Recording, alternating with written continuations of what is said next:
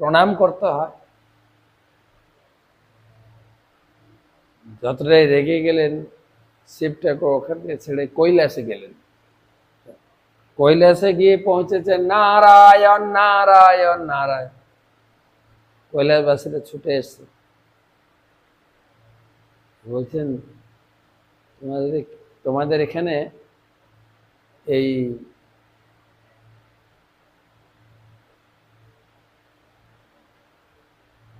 না না শিব ঠাকুর দৌড়ে গেছেন নারদমণিকে আলিঙ্গন করবেন, আর নারদমণি তার ছিল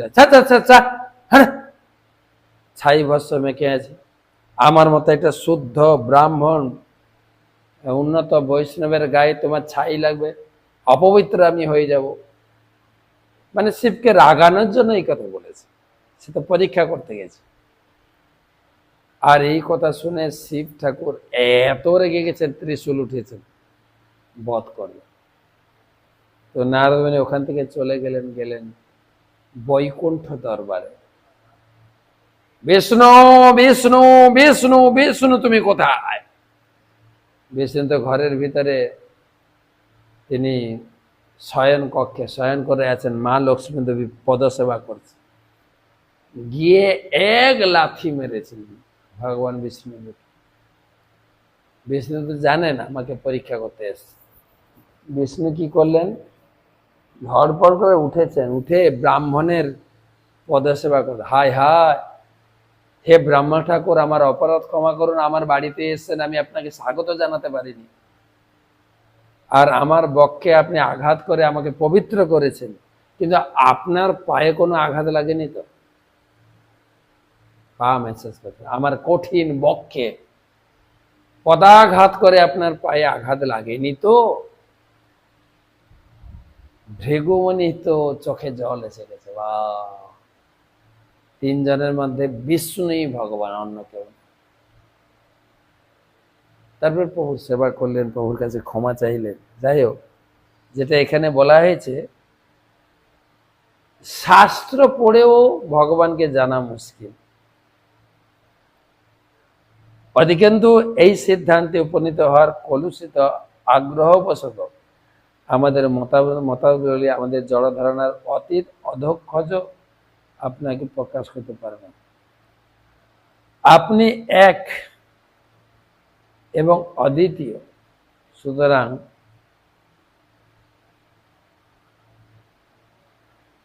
তাই আপনার কাছে কর্তব্য অকর্তব্য সুখ দুঃখ ইত্যাদি বিবেচনা নেই। আপনার শক্তি এতই মহান যে আপনাদের ইচ্ছা অনুসারে আপনি যে কোনো কিছু সৃষ্টি করতে পারেন, ধ্বংস করতে পারেন।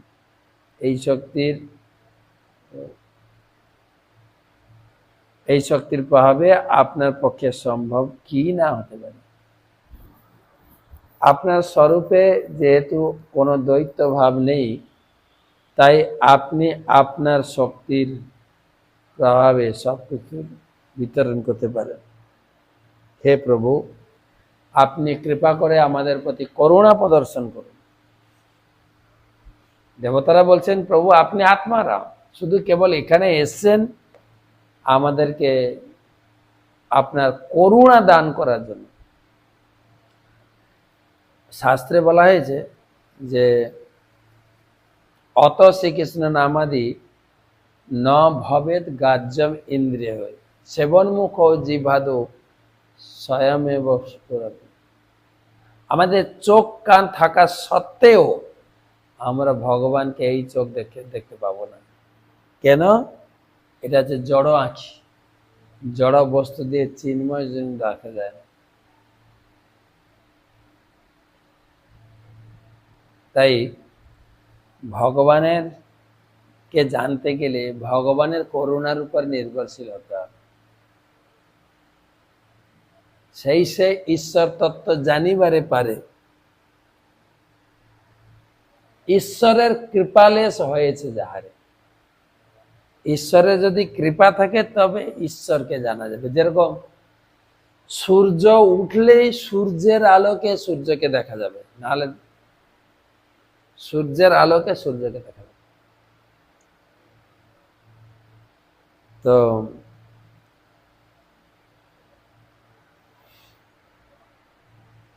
আপনাকে সবাই জানতে পারেন। 37 সম বিষম মতিনাম মতমনুসরসি যথা রজ্জু খণ্ড সর্পাদি ধিয়াম। সম বিধমমতিনাম মতমনুসরসি যথা রজ্জু খণ্ড সর্পাদি ধিয়াম। অনুবাদ: একটি রজ্জু মাছন্ন ব্যক্তির কাছে সর্পের মতো প্রতিভাত হতে হবে, ভয় উৎপাদন করে, কিন্তু যথার্থ বুদ্ধি সমন্বিত ব্যক্তি জানেন না তা কেবল একটি রজ্জু। তেমনি আপনি সকলের হৃদয়ে পরমাত্মা রূপে তাদের বুদ্ধি অনুসারে ভয় ও অভয় উৎপন্ন করেন, কিন্তু আপনার মধ্যে কোনো দ্বৈত ভাব নেই। দ্বৈত ভাব, এই জগতে এটা ভালো এটা খারাপ, এই দ্বৈত ভাব, আমার পছন্দের পছন্দের নয়, দ্বৈত ভাব। ভগবানের কাছে কোনো পছন্দ অপছন্দ। গীতায় তিনি ঘোষণা করেছেন সময়ম সর্বভূতেষ, আমার কাছে সবাই সমান।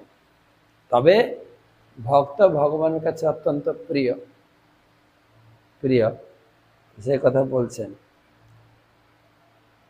একটু রজ্জু মাছন্ন ব্যক্তির কাছে সর্পের মতো ভয় উৎপন্ন করে, কিন্তু যথার্থ বুদ্ধি সমন্বিত ব্যক্তি জানেন যে তা কেবল একটি রজ্জু।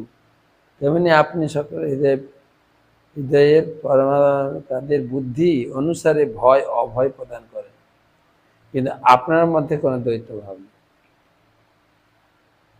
ভক্তির তারতম্য অনুযায়ী ভগবান বলছেন যে আমি তোমার কাছে ততটুকু প্রকাশিত হব। যেরকম আমরা পরীক্ষা দিই, আমি যেই স্ট্যান্ডার্ডের লোক সেই রকম পরীক্ষা হবে। আমি যদি 6-এ পড়ি, পরীক্ষার প্রশ্ন আসবে 10-এর, এটা হয় না। ভগবান কৃপা করে সেই সুযোগ দিয়েছেন। স এব হি পুনঃ সর্ব বস্তুনি বস্তু স্বরূপ সর্বেশ্বর সর্বেশ্বরঃ সকল জগৎ কারণ কারণভূত সর্বপ্রত্যগাত্মত্বাৎ সর্বগুণাভ্যাস উপলক্ষিত এক এব পর্যবেশিতঃ স এব পুনঃ সর্ববস্তুনি সর্বস্বরূপ সর্বেশ্বর সকল জগৎ কারণ কারণভূত সর্বপ্রত্যগাত্মত্বাৎ সর্বগুণাভাস উপলক্ষিত এক এব পর্যবেশিত। দেবতাদের ভাষা, আমাদের সংস্কৃত ভাষাকে বলে দেবনাগরী ভাষা। সমস্ত ভাষার জনক দেবনাগরী ভাষা। এখানে দেবতারা বলছেন স এব হি পুনঃ সর্ববস্তুনি বস্তু স্বরূপ সর্বেশ্বর সকল জগৎ কারণভূত সর্বপ্রত্যগাত্মত্বাৎ সর্বগুণাভাস উপলক্ষিত এক এব পর্যবেশিত। বিচার করলে দেখা যায় যে যিনি নানা রূপে পতিত হন সেই পরমাত্মাই প্রত্যক্ষ প্রকৃত রূপে সবকিছুর মূল তত্ত্ব। ভক্তের ভাব অনুযায়ী ভিন্ন ভিন্ন রূপে প্রকাশিত, কিন্তু তিনটে এক। মহাতত্ত্ব জড়জগতের কারণ, কিন্তু সেই মহাতত্ত্বের কারণ হচ্ছেন তিনি, তাই তিনি হচ্ছেন সর্বকারণের পরম কারণ। তিনি বুদ্ধি ও ইন্দ্রিয়ের প্রকাশক, তিনি অন্তর্যামী রূপে উপলক্ষিত হন। তার অভাবে সর্বকিছুই মৃত। সেই পরমাত্মা পরমেশ্বর, আপনি ভিন্ন আর কেউ নন। আমরা যে আমাদের ইন্দ্রিয়, বুদ্ধি, মন সবকিছু আপনার দ্বারা পরিচালিত। আমাদের বাংলায় একটা কথা বলে, ভগবানের ইচ্ছা ছাড়া গাছের একটা পাতাও নড়ে না। ছিল ভক্তি সিদ্ধান্ত সরস্বতী ঠাকুর একটা গল্পের অবতারণা করেছেন। দেবতা অসুরদের যুদ্ধের পরে সব দেবতারা নিজের অহংকারে মত্ত হয়ে গেল। অ্যাকচুয়ালি যুদ্ধে আমরা জিতেছি, আমি যে বিক্রমে যুদ্ধ করেছি, যে কায়দায় যুদ্ধে করেছি, সেই জন্য আমরা যুদ্ধে জিতে গেলাম। নিজের প্রশংসা। ভগবান বললেন এদের প্রশংসার তো কোনো মূল্য নেই। মিছে মায়াবদ্ধ, ভক্তিজী বিনোদ ঠাকুর লিখেছেন, মিছে মায়াবদ্ধ জীব আশা পাশে ফিরে, তব ইচ্ছা বিনা কিছু করিতে না পারে। ভগবানের ইচ্ছা কিন্তু, ভগবানের ইচ্ছার উপর নির্ভরশীলতা, ভগবানের ইচ্ছার উপরে আমার বিশ্বাস, এছাড়া তো আর কিছু করার নেই। তোমার ইচ্ছা, ভগবানের ইচ্ছা প্রকটিত করে এই জগৎকে তিনি উত্থান পাথান করতে পারেন। তাই ভগবানের উপস্থিতি যদি কারো শরীরে না হয়, কারো জীবনে না হয়, কোনো সমাজে না হয়, সেই শরীর তো মৃত। ভগবানের অংশ, ভগবান হচ্ছেন পরমাত্মা, জীব হচ্ছেন আত্মা। সেই আত্মা যতক্ষণ শরীরে আছে, আমি লেকচার দিচ্ছি, আপনি বসে শুনছেন, ভাবের আদান প্রদান করছি, আত্মা চলে গেলে সবাই আমরা ফটো ক্যামেরায় বন্দী হয়ে যাব। তাই ভগবান সে দেবতার মধ্যে প্রকাশিত হয়ে, দেবতারা যেখানে নিজের প্রশংসা করছেন, ওখান থেকে অনতি দূরে, মানে অল্প দূরে একটা গাছের নিচে একজন সাধুর বেশ ধরে ভগবান বসে গেলেন। তার শরীরে দিব্য জ্যোতি, দেবতাদের নজর পড়েছে, কে সেই ব্যক্তি এত জ্যোতি। প্রথমে পবনদেবকে পাঠালেন ইন্দ্রদেব, আপনি যান সেই ব্যক্তির প্রকৃত পরিচয় নিয়ে আসুন। তো পবনদেব গেছেন ভগবানের কাছে, ভগবান তাকে ভগবানকে প্রণাম করেছে। ভগবান বলছেন আপনার পরিচয়, যে আমি হচ্ছি পবনদেব, স্বর্গবাসী পবনদেব। বলে আপনার ক্ষমতা, আমার ক্ষমতা এক হাওয়াতে সমুদ্রের জল শেষ করে দেব, এক হাওয়াতে সারা ব্রহ্মাণ্ড ধ্বংস করে দেব। নিজের গর্ভ অহংকার ফেটে পড়েছেন পবনদেব।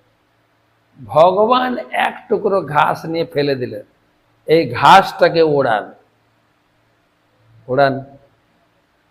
আর পবনদেব তার সমস্ত শক্তি ফু দিয়েও সে ঘাসকে 1 ইঞ্চি একটু সরাতে পারলেন। তার বুদ্ধি ফাঁপড়ে পড়ে গেল।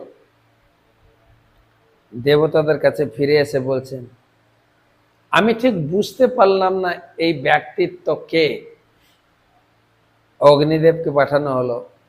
ভগবান বললেন আপনার পরিচয়, আমার পরিচয় স্বর্গবাসী অগ্নিদেব, একটু ফু দিয়ে আগুন লাগিয়ে সারা ব্রহ্মাণ্ডকে পুড়ে ছাই করে দেব।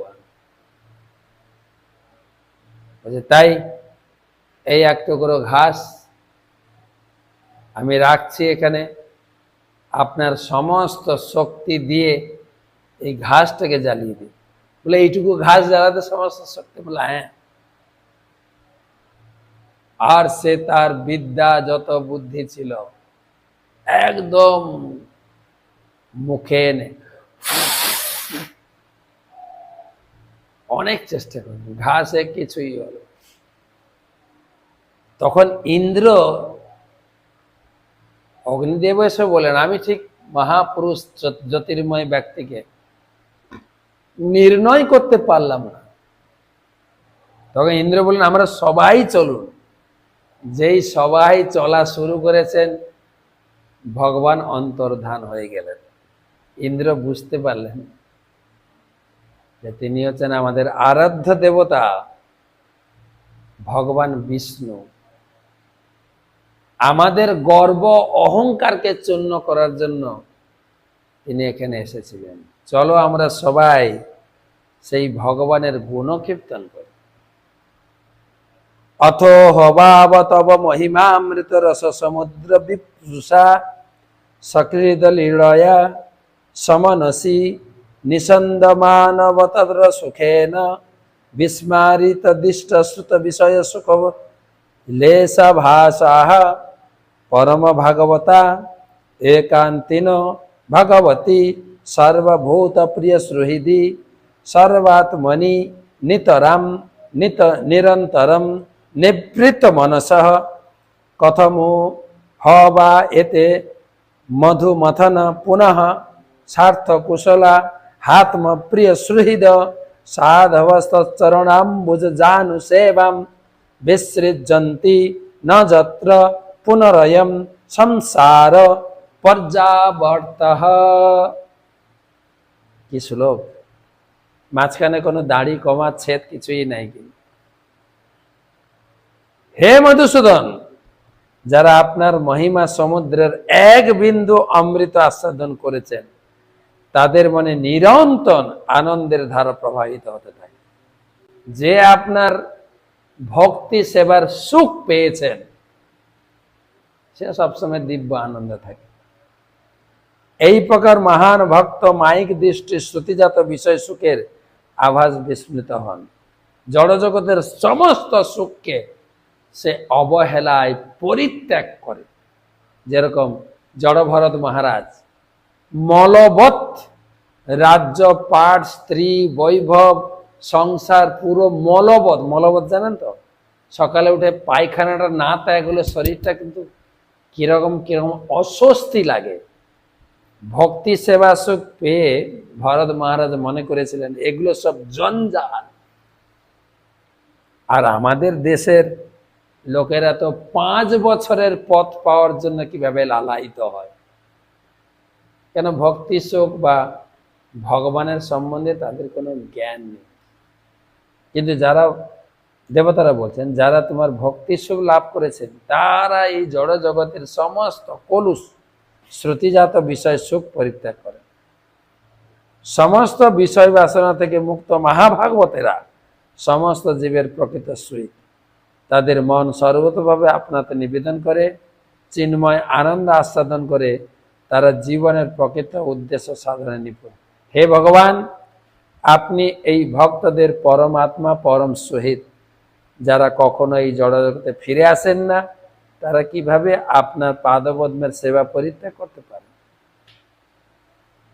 আপনার ভজন, আপনার পূজন, আপনার সেবা আপনাকে দর্শন না করে থাকতেই পারে না তারা। সেই সব ভক্ত আপনাকে উপলব্ধি করতে পারেন। তো মোটামুটি 39 পর্যন্ত পড়লাম। তো অনেকগুলো প্রশ্ন জমা হয়েছে, দেখি কতগুলো প্রশ্ন নেওয়া যায় বা সংক্ষেপে একটু উত্তর দিয়ে দিই প্রশ্নগুলোর।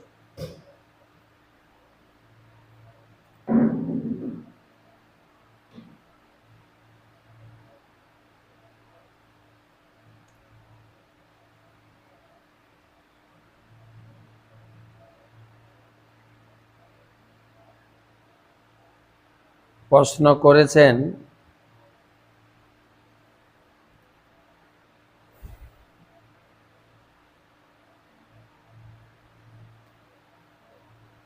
গৌরী বিশ্বাস কলকাতা থেকে। মহারাজ, পুরুষোত্তম মাসে কি ছোলা চিড়ে মুড়ি এইসব পাওয়া যায়?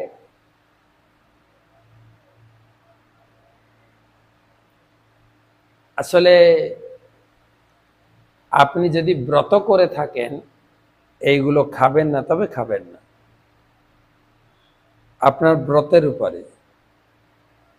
সবাই তো ব্রত করেনি, কেউ হবিষান্ন ব্রত করেছেন, কেউ পয়ব্রত মানে শুধু দুধ খাবেন, কেউ ফল খাবেন, কেউ বা সাদা সিধে আহার খাবেন।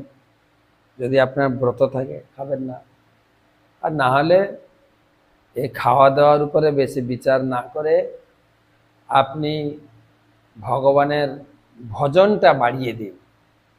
16 মালা জপ করতেন, 20, 25 কি 33 মালা জপ করবেন। তুলসী পরিক্রমা, ভগবানকে দর্শন, গীতা ভাগবতম পাঠ, গীতার 15 অধ্যায় পাঠ, একদম এইসব নিয়ে একদম মশগুল থাকেন। আর আপনার যে যা সংকল্প নিয়েছেন, খাবেন ডাক্তারি নির্দেশ, শরীরের অবস্থান বুঝে করুন।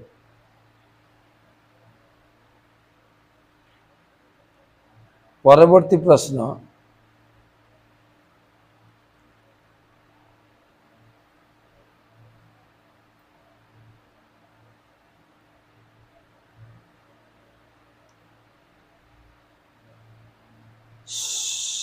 সৃজন সৃজন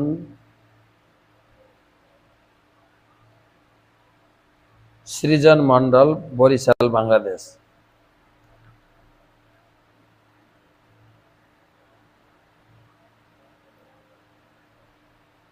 মহারাজ, আমি যে মালায় জপ করি সেই মালাটা চেঞ্জ করতে চাই, কেন চেঞ্জ করবেন? যদি মালাটা ছিঁড়ে যায় বা ব্যবহার অনুপযোগী হয় তবে চেঞ্জ করেন। বা আমাদের গুরুদেব বলেছেন, যদি তুলসী মালা জপ হয় তাহলে যে মালাটা আমি দিয়েছি তো সেটা যদি ছিঁড়ে যায় নতুন করে গেঁথে নাও, 2-1টা গুটি যদি নষ্ট হয়ে যায় লাগিয়ে নাও, ওটাকেই ব্যবহার করো। তো আপনি চেষ্টা করুন ওটাতে। আর যদি চেঞ্জ করতে চান, নতুন মালা এনে ভগবানের চরণে নিবেদন করবেন, কোনো বরিষ্ঠ ভক্তকে দিয়ে 1-2 মালা জপ করিয়ে নিয়ে তারপরে জপ করেন, তাহলে অসুবিধা নেই। তো লিখেছেন পুরানো মালাটা কি করব? জলে দিয়ে দেন, যেহেতু ব্যবহারের অযোগ্য, জলে দিয়ে দেন।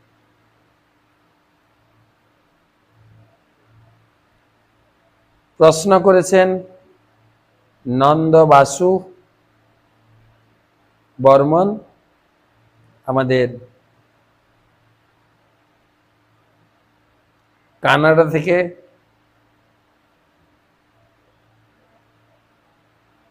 পুরুষোত্তম মাস পালন করে তার ফল কি ছেলে মেয়েকে দিতে পারবো?